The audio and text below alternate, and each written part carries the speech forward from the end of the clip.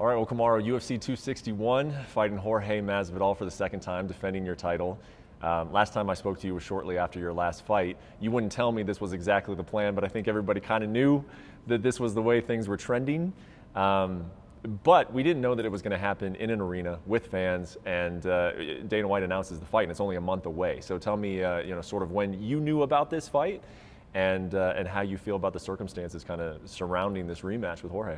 Well, it's myself and my manager. We, after my last fight, one of the first times that after a fight I was relatively healthy, and that says a lot because as a champion, you want to sit back and enjoy all the glory and all the things that come with a title defense. But for me, I just had to sit back and think about everything. I'm not getting younger. I don't know how many more of these I want to do, and speaking with all the the people, the guys that I look up to, and they're getting their advice is, you got to do it while you can, because this time comes and goes very, very quickly, and so I just took that advice, and I'm just like, you know what, there's no time to waste. Looking at all the contenders that were on that list, there was one that I kind of still had a bad taste in my mouth from. And it wasn't because of what people said or what people, thought. It was because of what I thought and how I felt after the fight. I knew what I was dealing with when I went there for that fight. And yes, I was still able to get the win, but not in the way that I wanted. If you look at my last 4 fights, arguably 3 of them for sure should have been finished. I finished 2 of them. Tyron Woodley managed to hang on through that fight. And, this one, he had a built-in excuse to where I kind of had to rectify that one. When you were making your case to the UFC that said what you just said, that this is the one that doesn't sit well with me, I want it to be Jorge again, did any part of you, because I think everyone is aware, and we've sort of talked about this, it was kind of a gift to Jorge in a way. I don't think anybody really anticipated him just going right back into a title fight. I don't even know if he anticipated going right back into a title fight, but the assumption was he was going to have to win another fight. So in a way, you don't like the guy, but this is a favor to him. Did that cross your mind at all? Like, do I really want to give this guy a favor? Absolutely. I mean, everybody that I fight now, I'm giving a gift, because let's be honest, everybody knows that when you fight the champion, you make the most, your purse is a lot bigger. So this was a gift to anybody that I chose to give it to. Had it been Edwards, it would have been a gift. Had it been Covington, it would have been a gift. Of course, had it been Masvidal, it would have been a gift. So I didn't think about it like that. All I thought about was where I was right now in my career, how I'm performing right now in my career, and that was the biggest deciding factor for me. Was I'm getting better. I'm getting better, and it shocks me myself, because usually when people become champion, it's like, okay, people can't wait for the fall, but I'm getting better, and I know that. So with that fight going the way it did, I dominated the fight every round.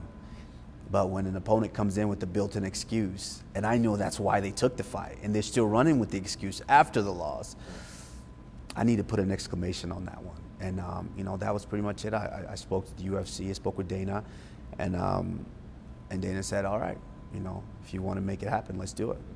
I want to give you a chance to address something that, because I don't think Jorge is going to look at it that way. Or if, at least I don't know if publicly he'll say that. He'll say that you took me because I'm the money fight. That's why you're taking me. That's what I think. That's what he's going to say. He's not going to look at it as you're doing him a favor. He's going to look at it as you picked me because I'm the star and that's what you want to be. What do you think about people who might think that that's why you're taking this fight? Well, there's truth and there's not truth in that. You can't say you're the star and that's who I want to be. That's wrong, because I have what everybody in the world wants. So you can't say that. Of course, does he bring more eyes right now? Absolutely. I'm a realist. I've always been a realist. Absolutely. Does he bring more eyes right now? Yes. If I look at all the pools of guys, I've been through all of them. Now I'm just lapping them all. If we're running a race right now, I'm lapping everybody right now. And he's the first guy. So he's dead last right now, the first guy I'm about to lap. So, yeah, I'm lapping him, and he's, does he bring a little bit more eyes? Absolutely. I don't take that away from him. I'm proud of him for everything that he's done. Absolutely proud of him. And, respect in that aspect. But let's be honest, I have what everybody wants. Yeah. You know, it's green panty night when you fight me. You know, he's not getting the pay-per-views and stuff like that on his own. He has to fight me. And so, is he the biggest name right now in the division out of all these guys? Absolutely, but he's the first one that I'm lapping right now in the division. If you could quantify it somehow, how much of the decision was, hey, I have beat all these guys, you know, so I'm going to take the guy who does offer the most upside in terms of eyeballs, and how much of it was that feeling that you had in Fight Island of I can perform better? I mean, how do you split up that motivation? I would say probably about 60% of how I felt when leaving there, because I think it was Will Harris from Anatomy of a Fighter that was with me, and he captured. And when I'm in fight week, I don't really know what's going on. I'm just in the moment. And it was after like a week later, I started watching some of the scenes, and he captured the moment. I was in the back and talking with Trevor, my coach, and I just remember how disappointed I was because I knew what I was dealing with, and I didn't perform the way that I wanted to perform. And so a big part of it was that, you know, I want to right that wrong. But also, it doesn't hurt. It doesn't hurt when you really want to beat this guy up, and this guy probably brings you a lot more eyeballs. Absolutely doesn't hurt. So I would say probably about 60-40. When did you first realize that you were going to be the first fight back with full capacity fans? I didn't realize that. I spoke with Dana, and I told him I actually told him, hey, if you can give me Dallas, I would fight Burns in Dallas if we could do a crowd. And we talked about it, and he said it just doesn't look like it's going to work out. So I took that one on the chin. I said, all right, fine. I'll go out there and take care of it in Vegas. And then, I sat back after the fight. I said, hey, I'm relatively healthy. This is for sure the fastest turnaround of my career. And I'm the most active guy in my division right now. So I said, let's make it happen in April. And they said, all right. And then next thing you know, Dana's like, I think we're going to be able to do a full stadium. I said, all right, it's even better. Bonus. So I'm excited. I'm ecstatic. And then what I'm going to ask is this finally the opportunity that your father is going to be able to watch you in person? Absolutely. So now you get the full truth. You know why I'm extremely excited. My family's going to be complete there, to watch this one. And it's going to be very, very special for me. But of course, the task at hand is the most important for me. I was going to ask, man. I mean, the task at hand, you got a rival who you don't like. You got a big money fight. You got a lot of eyeballs. You got, obviously, every time you fight, there's a lot on the line with the championship. You got fans, and you got your father in attendance for the first time ever. I mean, I'm sure you're not concerned. But do you ever kind of think to yourself, like, that's a lot of variables to be thrown into a title fight that is already, hard enough to defend a championship? Yeah, no, it's a lot. But I think this is where I set myself apart from a lot of other guys, is being able to deal with it and still walk towards that fire. When I fought Covington, I was dealing with a lot, and I got through that. When I fought Masvidal for the first time, I was dealing with a lot, and I still got through it. When I fought Gilbert Burns, that was a lot, and I got through it. This would be no different. That's where I set myself apart, is being able to take care of business, even when it's tough against, a mountain of responsibilities and problems and things of that nature. I'm still able to prevail. We've talked about this before. After the Burns fight, we talked about it. But, as specific as you can, what do you need to do to this guy, Jorge Masvidal, to be satisfied? When you weren't satisfied before, in order to be satisfied this time, what do you need to do? I don't think, honestly, I don't think I broke him the way that I wanted to break him. There's something that satisfies me when I fight guys. And that's the thing that, and I believe years ago John spoke about this, is when you're in there with that opponent, there's an intimate moment. It's such an intimate moment there, to where only you and that guy know what's going on. Only you and that guy know how hard he hits you. Only you and that guy know, how hard I'm coming at you. And with Masvidal, I don't think I fully broke him the way that I wanted to. With everyone else, I know when I broke him. I know when I broke their spirit. I know when I broke their heart. And with him, I don't feel like I fully got there. And so, you know, that's really what I'm after. That's what's addicting to me. That's why I continue to do this, is being able to break the guy to where when they wake up in the morning and they have to think about me, they just know that guy's better than me. Do you think we will know it if you're able to accomplish that and you're able to break him? Do you think we'll know it? Absolutely. Yeah. I think they pretty much already know it, but you know, the odds maker at least think they know it. So, you know, we'll see. But deep, it's something inside me, and he knows it as well. That's what I'm after. When I break his spirit, that's what completes me. That's what keeps me going in this sport. I wonder, and not that you would, you know, necessarily put much focus or concern about this, but because of the way you've talked about Jorge in the past, where you've said, you know, he's just a journeyman. I don't think he's that good. He's just had some viral moments, and so people think he's better than he is. After you break him, as you say you will, on this pay-per-view, what do you think is left for him in this sport after this fight? See, a lot of people they put such a negative connotation with that journeyman, Yeah. that phrase journeyman. That's not necessarily a negative thing. You have to be good to be a journeyman, because you have to be good enough to be accepted at all these different places where you go. And that's what Masvidal has been. You know, make no mistake, he's very talented. He's a very, very tough, and you know, rightfully so. He's a great fighter. I take nothing away from him. He's a great fighter. Mm-hmm. But even great's not enough when it comes to me, and he understands that. You know, and the fans might not understand it, but you know, that's what I'm aiming to do April 24th.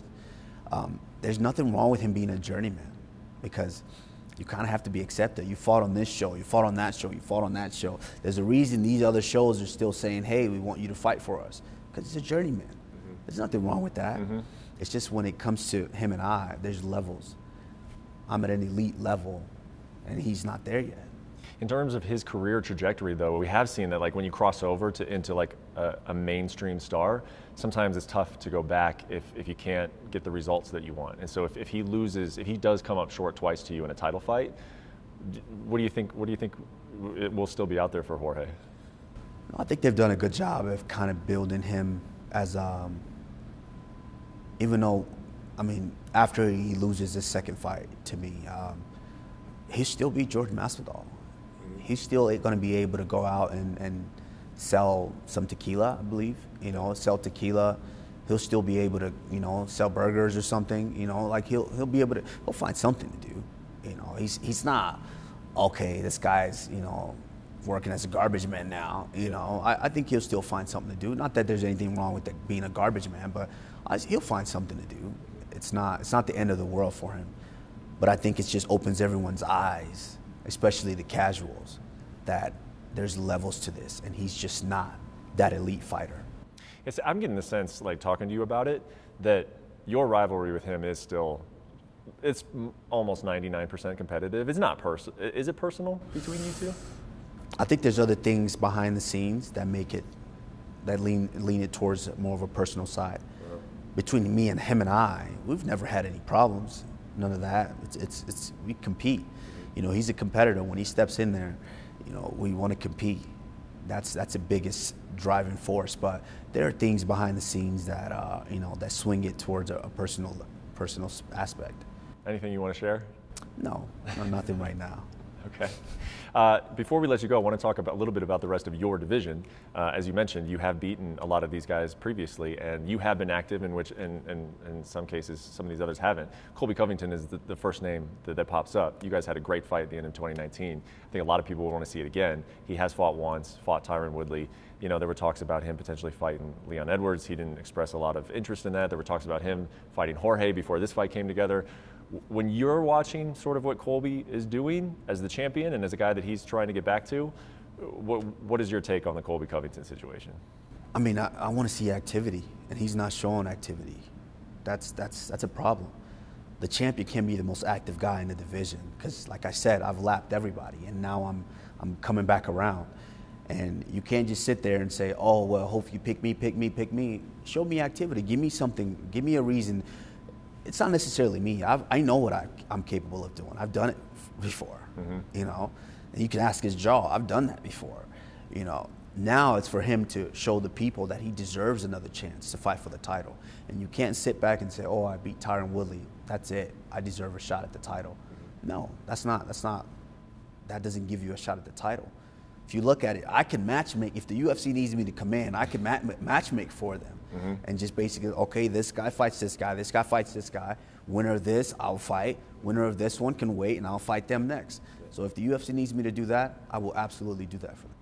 And how about Leon Edwards? I mean, he was supposed to fight Khamzat, gets a main event, Belal. We saw what happened there. What was your take on everything there? It's unfortunate.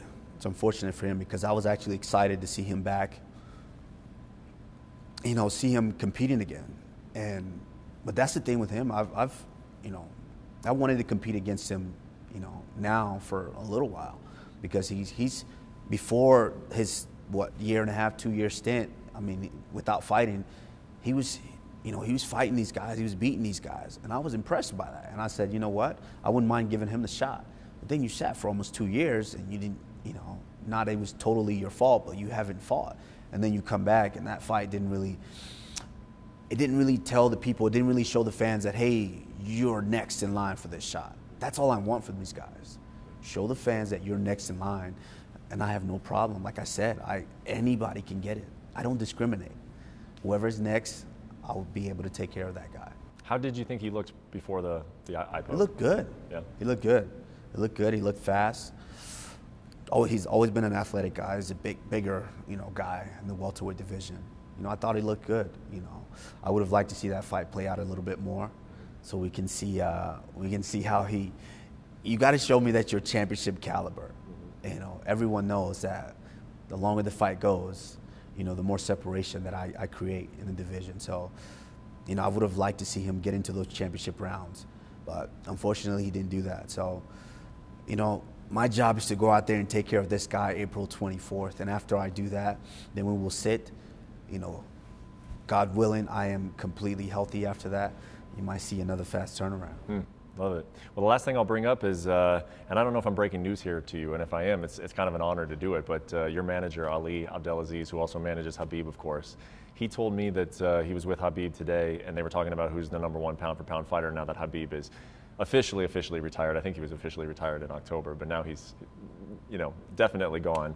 And Khabib believes it's you. Khabib believes you're the #1 pound-for-pound fighter in the world. Did you know that? And if you did or you didn't, what is your take on that guy who a lot of us think was the #1 saying you are now? No, I mean it's a big honor. You know, I know myself what I think about the situation, and you know, it's a big honor to have someone like that who was the #1 acknowledge that, because now that he's out of the rankings, why shouldn't I be #1? You know, are we talking about #1 ever in the history of the sport, or are we talking about #1 right now? Because right now, since Khabib is retired, I'm the only guy who's active and doing it on that level. So, I mean, like I said, it's not my job to tell the people how to see me. My job is to go out there, step inside the cage, and defeat every one of my opponents. And if the fans and if the people feel that I'm the #1 pound-for-pound fighter in the world, which myself on the inside, I think I am. But, you know, I'll let them do that. We appreciate it, man. Appreciate the time here in Vegas. And 1 month will be Jorge rematch with fans in Florida, man. Really looking forward to it. Thank you. I'm excited. I can't wait. Thanks for watching ESPN on YouTube. For live streaming, sports, and premium content, subscribe to ESPN+.